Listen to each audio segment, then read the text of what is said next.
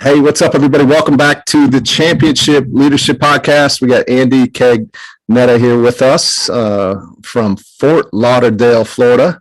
Appreciate you being here, Andy. Thanks for taking the time. I really love that. I love it. Thanks, Nate. Appreciate it. Absolutely.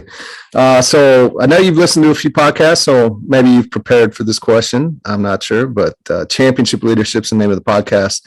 What comes to mind for you when you hear championship leadership? What comes to mind with championship leadership is serving others, right? So I think part of my job as a leader is to make others champions. So when I think of championship leadership, it's not the leader becoming the champion, it's everybody around them becoming the champion. And if you do that correctly, of course, all good waters float all boats, right? Yeah, absolutely. I love that. It'll raise your company up as well.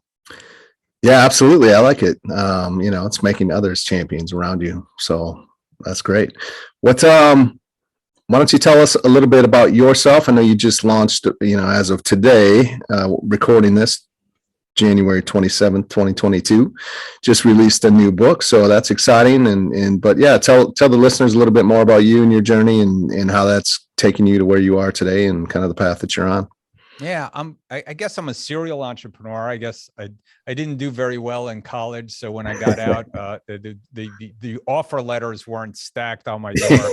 So I decided to open my own business, and I guess I never stopped. I mean, I've held a few jobs in the music world. I used to sell guitars and things like that, but for the most part, I've kind of been on my own, either starting a small business or buying one. And I did buy one up in Connecticut, and it was a good experience, a small little family business, and we bought and sold it.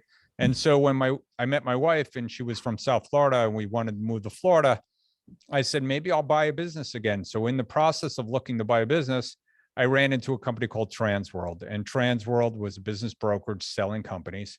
And the owners, Don and Bonnie Parrish, very nice people, I guess, liked me and said, hey, why don't you work for us for a while? You don't know anything about Florida. And I was kind of scared of what I should buy. I thought Florida was a bunch of old people, which it sort of is. Yeah. But I decided, hey, why don't I work here for a while, get a lay of the land, and then maybe I'll see a good deal and I'll buy it. Well, it turns out I wound up buying Transworld a couple of years later. Okay. And we had one office here in Fort Lauderdale. We grew that up to 10 offices here in the state of Florida, which we still own and operate. Okay. And we have about, 100 brokers here, and we sell, about 400 businesses a year. And then we decided 12 years ago to, try to expand to other places. And as a leader, it is hard to not be on the ground and actually, help and mentor people. So we decided we needed partners in each city to help us grow those cities. And the best partnership arrangement we thought of was franchising. So we opened up Transworld Business Advisors franchise with United Franchise Group, which owns other brands like Sinorama and Embroid Me and many other things, fully promoted. Embroid Me is called now, and Great Greek. They have a lot of brands. So they're a franchise company, and they helped us franchise. And with our 50-50 partnership, we have grown Transworld to over 200 offices worldwide. It's been a nice run. That's incredible. Yeah, that's very cool. What's the name of the book, and what's the book about? The book is called Closing the Deal, and we tried to boil down all the things that we know what it takes to sell a business and give that information to the sellers even before they sell. One of the things that we always say is sort of like Cy Sims, an educated consumer is our best customer. And we want our customers to be educated to buying and selling businesses. The biggest reason businesses don't sell, or the biggest reason people don't go out and buy more businesses, is because of unrealistic expectations in the marketplace. And if I could just get everybody to understand how the market works, what the realistic expectations of valuation and processes, we could get a whole lot more deals done. So it's kind of us pouring our hearts out after 25 years in this business, saying, listen, this is the best way to sell your business. Yeah. Okay. I love that. Yeah. Seems like a pretty great resource for business owners looking to sell, like you said, because you just don't know what you don't know, right? Yeah, I mean, again, people hear all kinds of stories. They're at cocktail parties, their friends sold he shouldn't take a note because he got beat on it. There's people that are immigrating from other countries. They're going to give them lots of money for their business, all kinds of cash in big suitcases, and all those things aren't true. Yeah.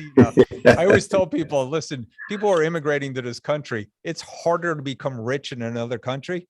It's like, so they're even smarter than the people that are here that are rich. They're not going to waste their money on a business that doesn't perform, or they're not going to figure out what the true valuation of a business is. So if everybody kind of goes into the process with eyes wide open, we have full transparency. We say we want to do good deals for good people. We want people that are going to thrive in these businesses and listen, come back to us 5-10 years later, maybe buy more businesses. We certainly have people do that. And we have people that, eventually want to sell because they reach their dreams. How much of your process as a broker to helping these business owners sell their businesses is coming in to potentially even help them become a bit more profitable, to be a little bit more of an appetite for buyers, right? Yeah, I always say, and part of the book and reason writing the book was, if I could get a hold of business owners 2 or 3 years before they want to sell. Because if they do all the right things in their last 2 or 3 years, and the magic number is 2 years, because if they have good books and records, which is the number one thing people need to do, they make profits and all those kind of things. But if they have good books and records, the banks will finance their business through SBA programs, which, I'm sure you know about. But there's plenty of good banks that are looking to help buyers buy businesses. And if they could get bank financing, the sellers are going to walk away with 90, perhaps 100% of their money and be able to get a higher multiple because they have a good business that is performing well over the last few years and has prospects of growing in the future. Yeah, absolutely. And my guess would be that there's probably more that don't have those good books in place to, which you would think as a business owner, that'd be something that's kind of common sense, but is that, or is that not? It's getting better. Is it? Okay. Yeah. Like, 25 years ago when I got into this business, I would say 80% of the businesses had some sort of cash component to it, where the business owners would, basically take the cash out of the cash register and hide it. Yeah, right. That's really hard these days. I mean, between Apple Pay and being able to swipe credit cards, it's very difficult to hide cash because not a lot of people trade in cash, which is a good thing. The other thing that has changed the world for us is computers, right? So computerized point of sale systems with inventory accounting has made it much easier for a buyer to look at a business and find the money. And so unless somebody is really trying hard to, work their P&L statement down so they don't have to pay taxes, which plenty of people do. And there's legitimate ways of doing it. And there's, some gray areas like going out to too many dinners or traveling or anything. But those things are relatively easy to unwind. The harder things to unwind is when they don't keep track of inventory, when they're playing around with, inviting customers to pay cash and those kind of things. That's when it gets a little wonky. But again, it's getting better over time. And so the real magic for people to, maximize the value of their business is to make sure they have good books and records and to make sure that they have a few good years before they sell. Yeah. Well, you definitely play an important role and I'm sure help a lot of people out. So as a leader, especially with what you're doing with, over 200 locations, I believe you said now, and the franchising and thinking to the impact that you really are able to make through that process. what's the vision for you? I think championship leaders have great vision and courage to take action on that. So maybe even more short term for you. 5 years flies by in a hurry these days. What kind of vision and impact do you want to make? Yeah, I want to continue to build out the business sale marketplace. Historically, selling a business, your business has been an illiquid asset, something that wasn't easy to necessarily sell. And that's changing over time. Sure, the internet has changed it. When we used to advertise for buyers for a business, it literally used to be in the local newspaper and the classifieds. Well, now those classifieds are online, websites like Biz by Sell. There's plenty of places to go out there and find businesses for sale. So now buyers can literally buy businesses around the world. They could shop and comparatively shop and compare. So that has made the marketplace much more efficient. Still, it's barely efficient to the point where I think most businesses sell or close because they don't know the process of buying and selling. So in 5 years from now, I would love to see 80 to 90% of businesses that want to sell be able to go to a singular marketplace where, brokers like ourselves come together, cooperate in this marketplace, much like a NASDAQ for selling small businesses. And I think you're seeing that. You're seeing that in crowdfunding. You're seeing that in the ability for people to hire independent contractors. I think you're seeing those marketplaces come together, and I'd like to be a part of that. Yeah, absolutely. Shift gears just a little bit here. What's think of a time in your life where kind of what I call a critical moment or fork in the road, and had you chosen differently, your life would look much differently than it is today. I think there's a lot of people. Last 2 years have been kind of rough, and there's probably been a lot of fork in the road moments for many people, and it's always powerful to hear how others have been able to decide in those moments, because it's always tough. You don't know which way to go. And is there a moment or two that sticks out to you that you could share with the listeners? Yeah, I mean, the first one that came to mind was, I had a good year in my first year here at Transworld. I sold 9 deals as a salesperson. My second year, I refer to it as my sophomore slump, and I was not having a good year. No. And I could tell you, it's mostly because, you build up an inventory, you sell the good stuff, and now you're still working on a bad set of inventory. Right. So I wasn't doing well, and I got a letter in the mail to join a real estate brokerage, get out of business brokerage and go to what I felt was a more safe place to sell real estate. And I went and visited a real estate broker, and he looked at me and he said, Andy, I kid him about this because I knew him many years after I bought Transworld. And he said, Andy, if you do a really good job this year, I think you make 20 grand. And I looked at him and I said, Ray, if I close 3 deals, I'm going to make 20 grand in the next 3 months. So I went home, and my wife's like, don't stop. You're on a path. You're doing really well, and so it was a critical moment, would have changed a lot of lives if I didn't continue with my Transworld journey. Yeah, absolutely. Right. You think back, and sometimes, you see that often people kind of give up a little too early, right? I mean, they write books about it, right? 3 feet from gold, and don't stop before you're almost there, and you shift because it's not coming as fast as you would like to see it happen. So I always tell people the scariest time on the roller coaster is when you're clicking up the mountain, and you're clicking up and you can't see over the other side.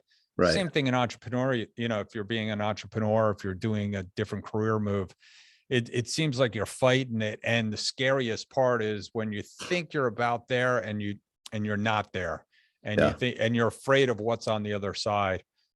It takes time. I think if I have to look back, I was disappointed in myself in my 20s because I wasn't a millionaire yet.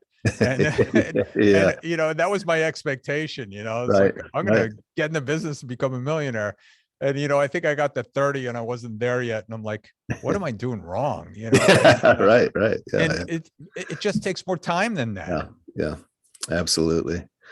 And again, nowadays everything's at our fingertips, and so we're less and less patient. And That's a frustrating thing, especially in a conversation like this that we're having. Some things just, there's a necessary amount of time or work that's required to get to certain places. But you hear the stories, the outliers of the people that do crush it in a year or whatever, right? And then they think that's the norm, and it's just not. So It's not the norm, but I'll tell you what's very promising and very, I think one of the greatest things, right? So I think the internet has changed the world, of yeah, course, absolutely. and the ability to access information now and access markets is incredible. So I look at young entrepreneurs now and say, if I had the tools that, you have now, can you imagine what a little more hard work could do? You have information. You can find Yes. out anything on YouTube. I mean, you can learn anything on YouTube. You can go to, and then if you want to market, you literally have a worldwide marketplace. If you wanted to start selling on eBay or Amazon and pivot later to a website. I mean, there's so many ways to kind of get going these days. Yeah. And if you want to learn about something, you could be a gig worker for a while. I mean, it's Mhm. just really, I think, really exciting. Yeah, a ton of opportunity, like you say. And there's a lot of information. And sometimes that's too much, right? Too, because then people get overwhelmed and they don't know where to start, and then they just don't. So, but yeah, there's plenty, there's plenty of opportunity out there for those that are really wanting to go after it and take it. Who would be a couple, one or two championship leaders in your life that have really impacted you, and more so really, what are some of the characteristics that stand out to you from those individuals, and maybe are some of the characteristics that have helped mold who you are as a leader? Yeah, I think the first one that came to mind was my grandfather. He was a bookbinder in the night shift in Brooklyn, and he was the union leader. And he just had a selfless way about him, and he welcomed everybody into his home. He didn't have a prejudice bone in his body. He seemed genuinely disturbed when he heard about people lying or being dishonest. And it just made such an impression on me as a Yeah. kid that me and my brothers, kind of lived to his spirit all the time. I think of some of the business people that I've emulated over time. There's been so many heroes here locally, like the Wayne Huizingas of the world and the Jim Morans of Mhm. the world. These are, local entrepreneurs that started, some of the Southeast Toyota, and of course Wayne started Blockbuster and Waste Management, and he's done so Yep. many things. So Yeah. and they gave back to their communities. I think that's what I took from them, that they got so much more from giving back than they did from being a profitable business person. So I've gotten involved in nonprofit, and I've been the local chairman of the I just rolled off being chair of the United Way here in Broward County Junior Achievement. I was chairman of. I do an annual dinner called Andy's Family Pasta Dinner.com if you wanted to check it out. But Oh, really? we're having our 20th anniversary dinner for a local soup kitchen that I've been on the board for 20 years. So I think giving back, there's lots of business leaders that I looked at that give back first. And that's been an incredible connection tool for me to to learn. I've learned so much about strategic planning from being on nonprofit boards. I've learned so much I've gotten so much business because I gave back first. Yeah. So I would encourage anybody, if you want to be a leader, Yeah. leaders get out there and roll up their Yeah. sleeves and do things. Yeah, absolutely. Yeah, I love that. What's well, we're getting close to the end here. I know you said you sold some guitars. I see some, if you're watching this, not listening to it on YouTube, got some guitars in the background. You play as well? I do play. It's one of my passionate hobbies. I think everybody should have a creative Yeah. outlet. That's another good thing that leaders do, is they Hmm. get to use both sides of their brains. I did write a book. My family had a business, sold and manufactured guitars for about Oh, 100 really? years. Oh, no The way. brand was called Favilla.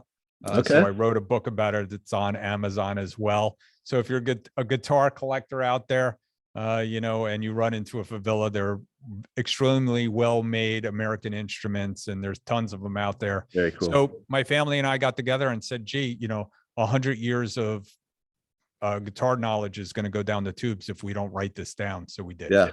Oh, very good. I love that. That's great. Um, Last question. What, if there were one or two things you could give to the listeners that if they were to implement, take action today would help move their life forward today, what would that be?